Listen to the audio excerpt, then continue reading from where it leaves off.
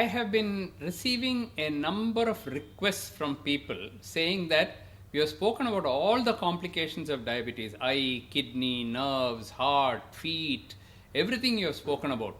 But you didn't speak about skin and diabetes. Is there any connection between skin and diabetes? Of course, there is a huge connection between skin and diabetes. In fact, many people are diagnosed to have diabetes after they have a skin problem. I'll give you a simple example. Itching in the genital area or inflammation, redness, both in men and women in the genital area. We call it as balanitis in men and vulvovaginitis in women. This is a classical sign of diabetes. 95% of people who have this will have diabetes, and that is how they go to a skin doctor, and the skin doctor will say, have you tested for sugar? No, I don't have diabetes. No, just do a blood test. Blood sugar will come as 350. So then they are diagnosed to have diabetes. So that's a very common symptom. But then there are many other symptoms. From simple abscesses, you can get an abscess as shown here. A small boil, in layman's term we call it as boil, otherwise we call it as an abscess. Furuncle, we call it. So in the skin, if you start getting in different places recurrent boils which are coming, it means that your skin itself is full of sugar. Urinary infection, very common, because the urine in the bladder is full of glucose, and in that bacteria can come, and so recurrent urinary infection can come. You can get fungal infection. For example, between the toes of the feet or in the hands, between the fingers, if you get a fungus infection, we call it as intertrigo. As you can see in this picture, between the toes you have a fungus infection, very common in diabetes. Sometimes the nails can get discolored. So you can see in this particular picture is a normal nail of a person, white in color or pink in color. Look at this person's toes. You'll find that it's all brown in color. It's also raised, and if you look under the nail, you can actually see the fungus infection. Very common in people with diabetes, and if you don't treat it, that itself can lead to a foot infection. A simple intertrigo can result in a gangrene.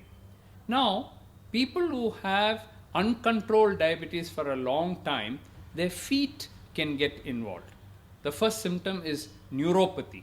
You may not find any sensation when you're walking on the ground, as if you're walking on a soft mattress. The ground will be hard, but you will be thinking you're walking on mattress.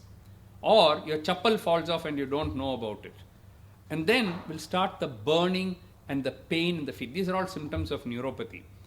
But then what happens is, because you have neuropathy, you start putting more pressure under the feet, and right under the first toe, metatarsal head we call it, right under that a corn can develop or a callus can develop. A callus is nothing but thickening of the skin.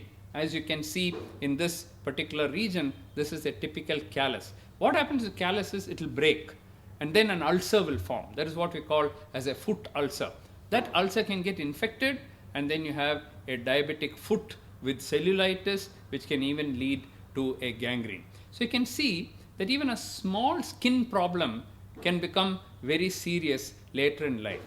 Now, as you have long duration of diabetes, certain changes start occurring in your feet, your hands, your back, and so on. One of the conditions which is very common in all those who have 15 years duration, if you have diabetes for more than 15 years, have a look at your shin area, your leg area. You will find that there are brown spots there. That is called as Diabeticdermopathy. You can see one picture here, one illustration of Diabeticdermopathy. It's very common. Those who have diabetic dermopathy may also have nerve changes, eye changes, kidney changes. So this should alert you to look for other complications. So diabetic dermopathy occurs in those who have 10-15 years duration of diabetes. There is a classic sign, two classic signs of diabetes, which once you see, you can say that this person has diabetes. One is called granuloma annulare. You will get a small circular fungus-like patch. As you can see in this picture there, this is granuloma annulare. The difference between granuloma annulare and fungus lesion is that fungus lesion will itch, whereas granuloma annulare does not itch. And then there's one more condition, we call it as NLD, necrobiosis lipoidica diabeticorum. Nothing but a degeneration of the skin due to diabetes and with fat deposits there. So that is another classical sign of diabetes of long duration, and these are all classical signs. They occur only in people with diabetes. It does not occur in people without diabetes. If your cholesterol level is very high, abnormally high, especially if you have hereditary cholesterol problem, then you can develop what is called as xanthoma. Xanthoma is nothing but a fat deposit, a cholesterol deposit, which can occur on your fingers. We call it as tendinitis, xanthoma tendinosum we call it, or it can just hang like fat deposits in your skin, as shown in this particular picture. If an eye doctor is looking at your eye, instead of the blood vessels which are red in color, that ophthalmologist will be able to see something white going there. What is that white? The whole blood has become full of fat. So much of fat, so much of cholesterol, we call it as lipemia retinalis. The whole thing becomes white in color. It's a dangerous thing because it can lead to heart attacks. So you can see that right from bacterial infection, viral infection, even herpes zoster. Nowadays we have the shingles vaccine, isn't it? And why we recommend people with diabetes to take it is because herpes simplex and herpes zoster, as shown in this picture, it can occur on your face, it can occur on your chest, on your arm, anywhere along one nerve root. That is called herpes. So it can be herpes simplex or herpes zoster. Herpes zoster can be very painful. When it heals, it can heal with pulling of the nerves and produce severe pain. That is why we recommend vaccination of using the shingles vaccine. So if you've not had it, you can come and ask us and we'll be happy to give you this shingles vaccine. So like this, you can see viral infections, bacterial infections, fungal infections, definite infections due to diabetes themselves, which are classic of diabetes. And of course, the one which I keep talking about often is acanthosis nigricans. Acanthosis nigricans usually occurs in the neck. As you can see in this picture, a velvety, brownish kind of thickening of the neck, the skin of the neck. Now, what does acanthosis nigricans indicate? It indicates that you've got insulin resistance, that your insulin level is very high, that you're overweight or obese, the insulin is not working properly, and therefore the skin is showing this manifestation of acanthosis nigricans. If you have acanthosis nigricans and you are a child diagnosed to have type 1 diabetes, it may not be type 1 diabetes at all, it can be type 2 diabetes.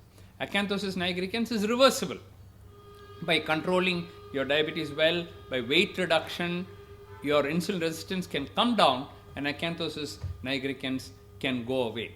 So from the head to the foot, including the head and the foot, any part of your skin can get affected due to diabetes.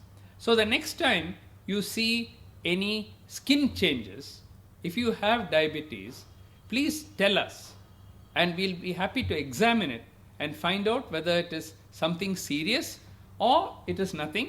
Sometimes you just leave it alone, you don't do anything. Sometimes you have to give an antibiotic or you have to treat it so that that infection goes away. They always say a stitch in time saves 9. That means one stitch if you put, you can prevent 9 stitches later. So in that context, looking at a skin problem, identifying it early may help you to prevent more serious complications from coming, and that is why it's very important to have a thorough examination of the body in everybody who has diabetes. So let me wish you all the very best. For appointments, contact 8939110000 and write to contact@drmohans.com.